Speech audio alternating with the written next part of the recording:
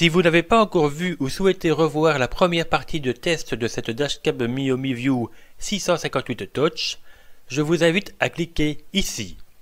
À la fin de la vidéo de la première partie, vous pourrez directement accéder à cette seconde vidéo. Comme je vous l'indiquais dans la première partie du test de cette dashcam, le support technique ne répond pas à ma demande. Jour après jour, aucune nouvelle.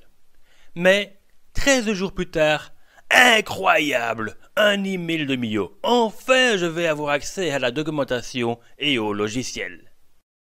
Je découvre la réponse du service technique de Mio et évidemment, ce fut trop simple.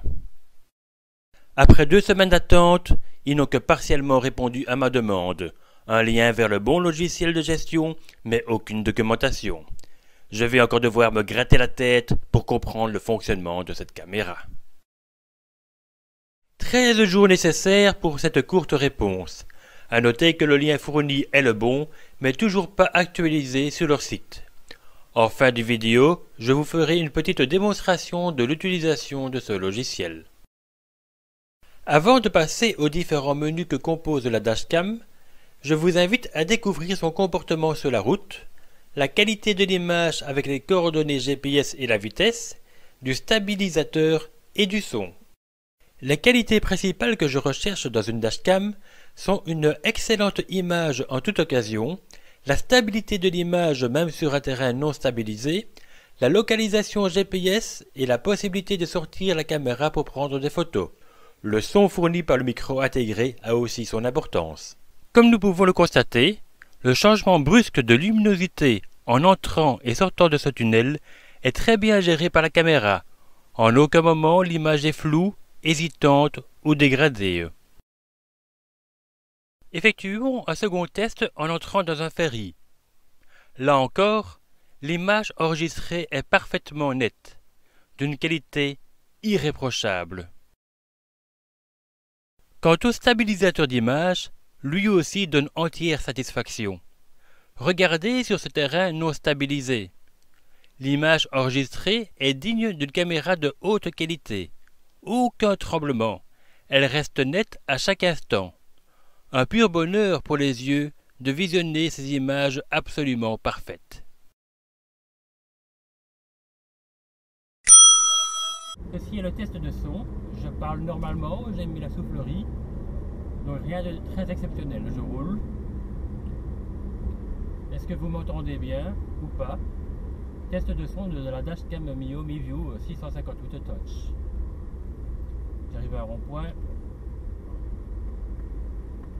Je tourne. Et je m'arrête. Voyons un petit peu ce que ça donne.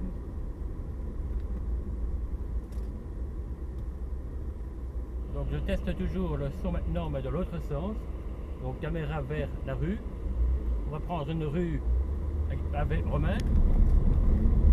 Est-ce que vous me comprenez? Est-ce que vous m'entendez avec le micro intégré de la dashcam MiView 658 Touch? Le son est-il acceptable ou médiocre? Nous allons voir ça dans quelques instants.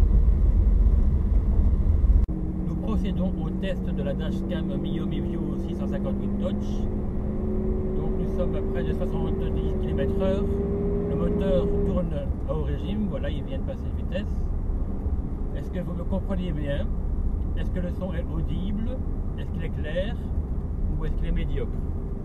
Nous allons voir ça dans un instant par rapport à la conduite en ville que nous avons vue juste avant. Le micro est situé à quelques centimètres de ma bouche, donc il devrait être bon quand on sait que sur le dashcam ordinaire, le son est généralement très bon.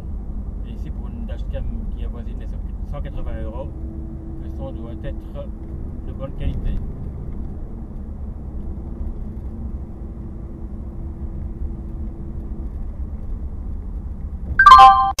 Pour une dashcam à ce prix, le son est catastrophiquement médiocre. Donc voici la dashcam, nous allons voir les différents menus.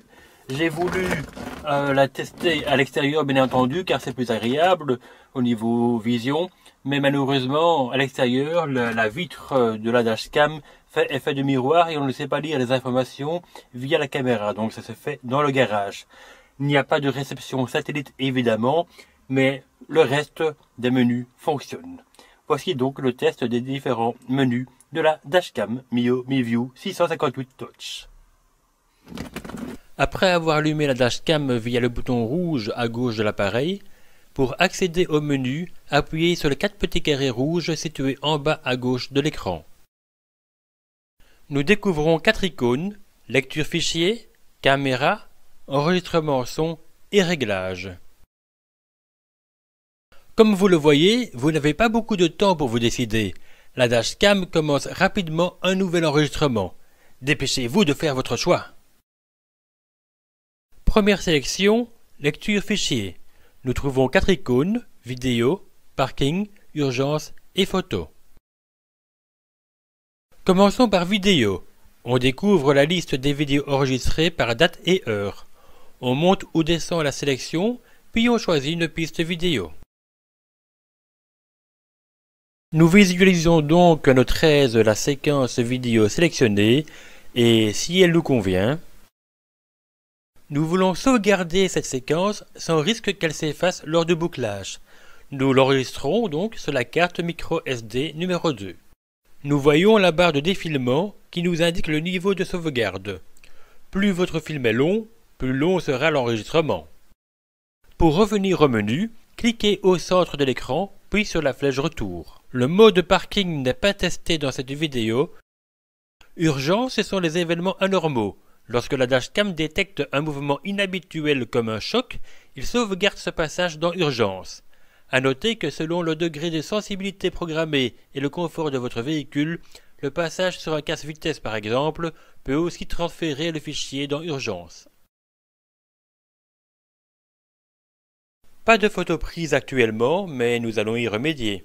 Nous cliquons sur caméra et voyons ce que la Dashcam est prête à filmer.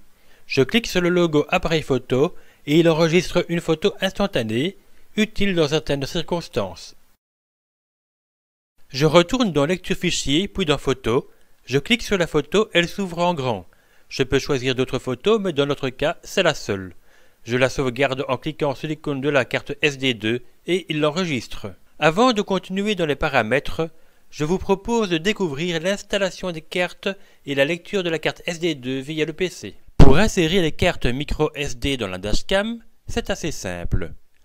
La carte qui enregistre en boucle les événements doit être placée dans l'emplacement numéro 1, les contacts vers l'avant, donc direction de l'écran. Si vous souhaitez sauvegarder des parties de vos enregistrements, il vous faut une seconde carte SD qui s'insère dans l'emplacement numéro 2. Un énorme avantage de cette Dashcam, elle accepte des cartes allant jusqu'à 128 Go. Pour vous faire une petite idée, avec une carte de 32 Go, je tiens toute une journée d'enregistrement en continu.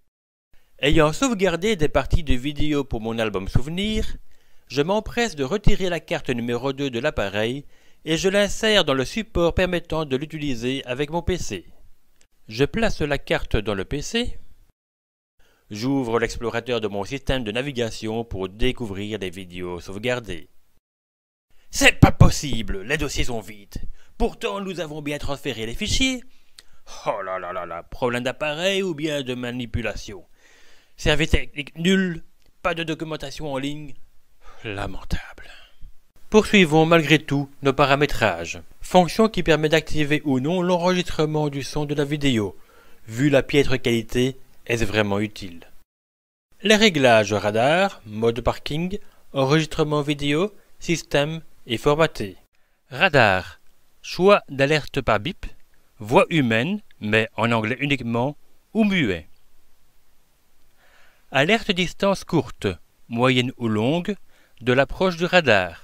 Longue, intéressante sur l'autoroute, mais inadaptée pour la ville car avertie aussi dans les rues avoisinantes. Vous choisissez la méthode d'alerte visuelle, soit par vitesse de conduite, soit par limite de vitesse. Seuil, recevez une alerte au-delà de la vitesse limite sélectionnée. Alerte de vitesse de croisière, recevez une alerte lorsque vous dépassez le seuil de vitesse de croisière sélectionné. Radar personnalisé vous permet d'ajouter des radars à la liste existante. Enregistrement vidéo, vous pouvez choisir la longueur de 1, 3 ou 5 minutes. Choisissez la résolution vidéo souhaitée. Les tests ont été effectués en 1080 HDR. Très bonne résolution comme vous avez pu le constater. EV permet de définir le niveau d'exposition. Je vois mal modifier cette fonction à chaque changement de luminosité. Je laisse par défaut sur 0. La sensibilité accéléromètre définit le degré de sensibilité à adapter au confort sur route de votre voiture. Plus votre voiture ressent les chocs, plus la sensibilité doit être basse. Sinon, de nombreux clips seront envoyés vers le fichier Urgence. Le premier onglet Horodatage vous permet de choisir les informations affichées dans la vidéo, accéléromètre ou coordonnées GPS. Le second onglet Horodatage vous permet d'ajouter texte et ou chiffres sur vos vidéos. Exemple, j'ai inscrit test au milieu en bas sur cette vidéo. Système. Statut GPS permet de connaître les GPS détectés par l'appareil. Date et heure pour le réglage des paramètres automatiques ou manuels. Alerte bip pour activer ou désactiver le bip lors de la manipulation de l'écran tactile. Régler le volume sonore plus fort ou moins fort selon vos besoins et l'état de la route. Veille laisse l'écran activé en permanence. 10 secondes, 1 ou 3 minutes, éteint l'écran durant l'enregistrement. Veille est intéressant car coupe l'affichage de la route mais donne des indications en grand telles que vitesse et heure. Langue permet de choisir la langue des menus. Unité de distance très pratique pour modifier l'affichage selon les pays visités. L'allocation espace stockage vous permet de paramétrer les différents dossiers selon 3 configurations. L'espace dépend bien entendu du nombre de gigas de votre carte micro SD. Restauration par défaut pour annuler vos réglages personnalisés. La version du logiciel et de la dernière mise à jour des radars. Formater permet de formater votre ou vos cartes micro SD. Astuce de dashcam-france.fr. Pour vous assurer une longévité de vos cartes, il vous est fortement conseillé de les formater chaque semaine. Pour couper manuellement la caméra, appuyez quelques instants sur le bouton rouge situé sur le côté gauche de l'appareil. Dans la rubrique Support du site de Mio, la documentation est enfin disponible. N'allez pas croire que le service après-vente m'a informé de cette mise en ligne. Je l'ai découvert tout à fait par hasard en me rendant sur leur site. Vraiment médiocre le service après-vente de Mio. Cette documentation permet de mieux appréhender la caméra, mais reste incomplète. Il n'est par exemple pas expliqué comment connecter les supports ventouses et la fiche allume-cigare ensemble dans l'appareil, ou comment sauvegarder les films et photos dans la seconde carte SD. À ce propos, après plusieurs tests, les photos sont bien transférées dans le dossier photo de la carte SD2, mais aucun film n'est transféré malgré la barre de défilement qui indique le contraire. Bug généralisé ou problème avec mon appareil, je l'ignore. En tout cas, pour les films, ça n'a jamais fonctionné. Nous découvrons qu'il est aussi possible de mettre à jour les radars, mais aucun câble n'est fourni avec cet appareil, qui pourtant, vu son prix de vente, est dans la catégorie haut de gamme. Vous y trouvez enfin le lien pour le téléchargement du manager, dont voici une démonstration.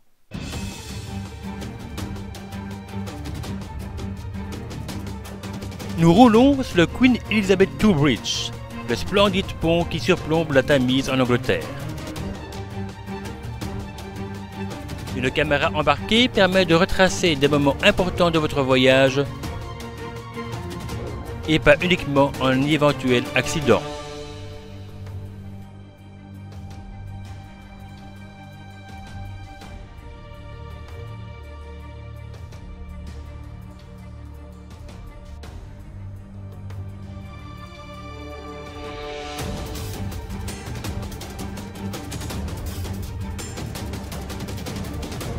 Grâce à la fonction GPS et au manager, vous pouvez situer sur Google Maps le lieu exact de l'endroit où vous vous trouvez.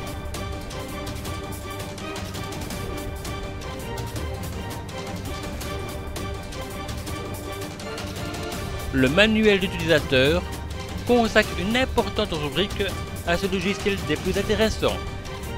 constater par vous-même.